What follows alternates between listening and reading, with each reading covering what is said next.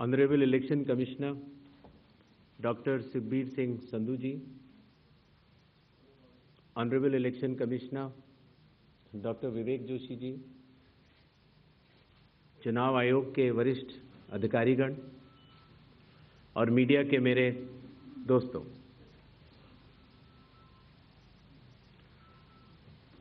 सबसे पहले चुनाव आयोग मतदाताओं के नाम एक संदेश देना चाहता है। भारत के संविधान के अनुरूप भारत का हर नागरिक जो 18 वर्ष की आयु पूरी कर चुका हो, उसे मतदाता अवश्य बनना चाहिए और मतदान भी अवश्य करना चाहिए।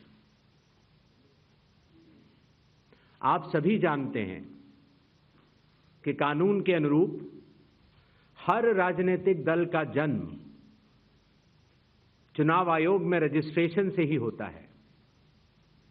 तो फिर चुनाव आयोग उन्हीं राजनीतिक दलों में भेदभाव कैसे कर सकता है?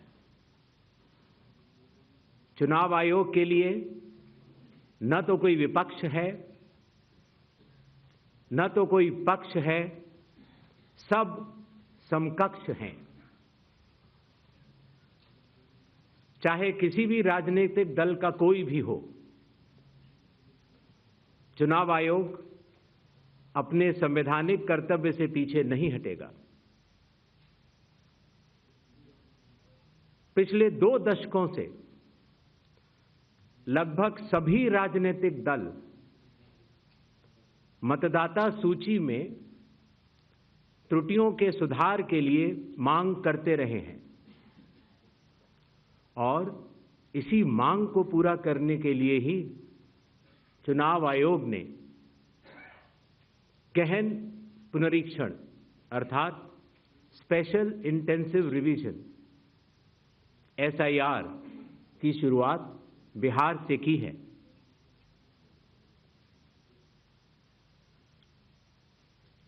SIR की प्रक्रिया में सभी मतदाता बूथ लेवल ऑफिसर्स और सभी राजनीतिक दलों द्वारा नामित 1.6 लाख BLAs ने मिलकर एक प्रारूप सूची तैयार की है।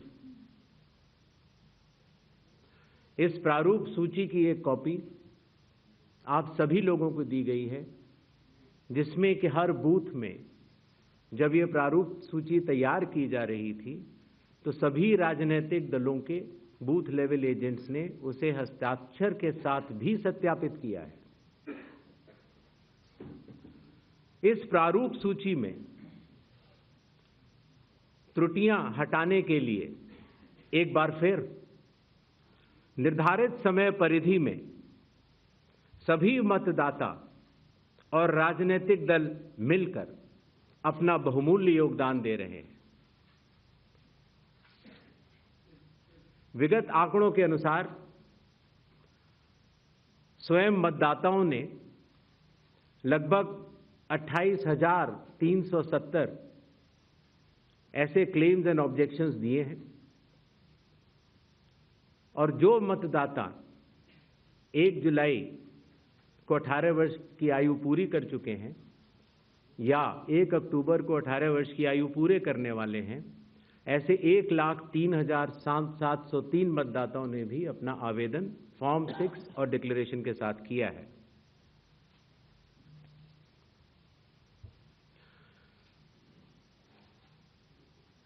और इन क्लेम्स एंड ऑब्जेक्शंस के लिए, इन त्रुटियों को हटाने के लिए बिहार के SIR में 1 अगस्त से 1 सितंबर का समय निर्धारित है।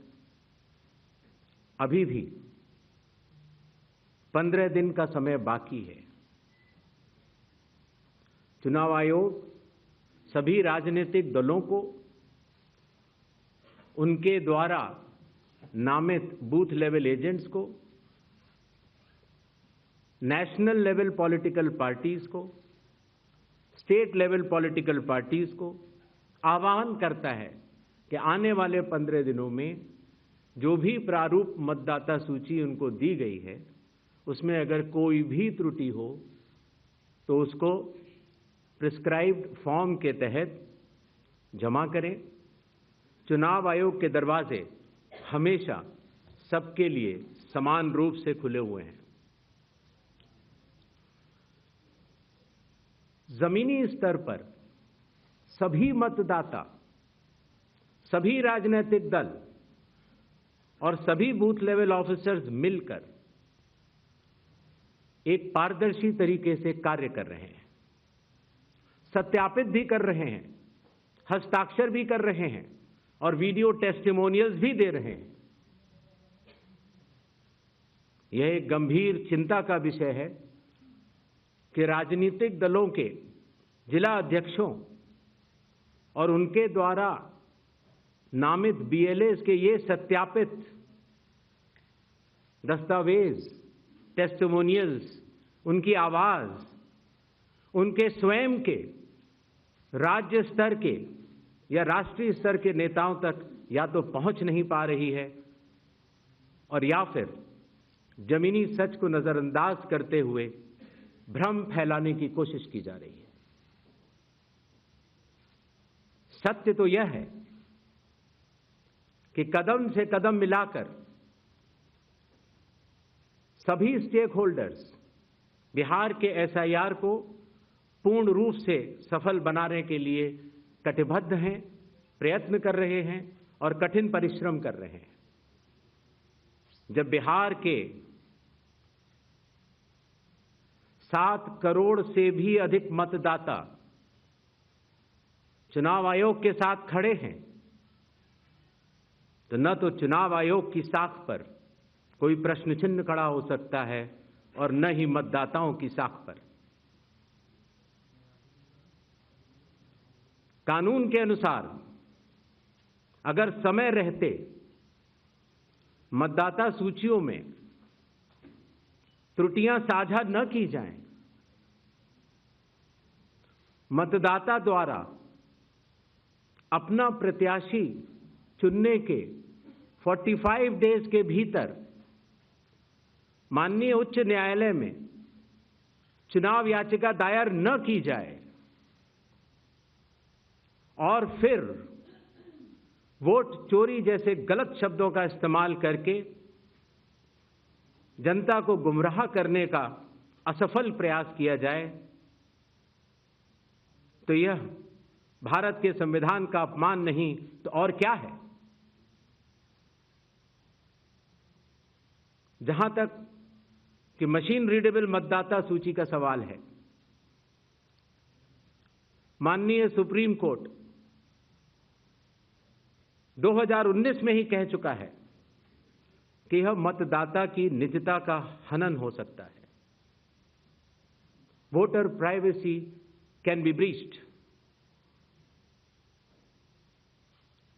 हमने कुछ दिन पहले देखा कि कई मतदाताओं की फोटो उनकी अनुमति के बिना मीडिया के समक्ष रखी गई, उनके ऊपर आरोप लगाए गए, उनका इस्तेमाल किया गया। क्या अपनी माताओं, बहुओं, बेटियों सहित किसी भी मतदाता की सीसीटीवी वीडियो चुनाव आयोग को साझा करनी चाहिए क्या? मतदाता सूची में जिसका नाम होता है वही अपने प्रत्याशी को चयनित करने के लिए वोट डालता है। लोकसभा के चुनाव की प्रक्रिया में 1 करोड़ से भी अधिक कर्मचारी, 10 लाख से भी अधिक बूथ लेवल एजेंट्स, 20 लाख से भी अधिक प्रत्याशियों के पोलिंग एजेंट्स चुनाव के लिए कार्य करते हैं। इतने सारे लोगों के समक्ष इतनी पारदर्शी प्रक्रिया में क्या कोई भी मतदाता वोट की चोरी कर सकता है? कुछ मतदाताओं द्वारा दोहरे मतदान के आरोप लगाए गए।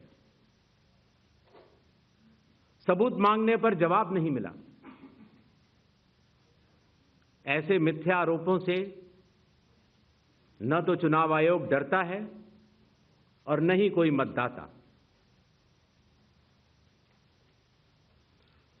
जब चुनाव आयोग के कंधे पर बंदूक रखकर भारत के मतदाताओं को निशाना बनाकर राजनीति की जा रही हो, तो आज चुनाव आयोग सबको स्पष्ट करना चाहता है कि चुनाव आयोग निडरता के साथ सभी गरीब, अमीर, बुजुर्ग, महिला, युवा सहित सभी वर्गों और सभी धर्मों के मतदाताओं के साथ बिना किसी भेदभाव के चट्टान की तरह खड़ा था, खड़ा है और खड़ा रहेगा। जय हिंद, जय भारत।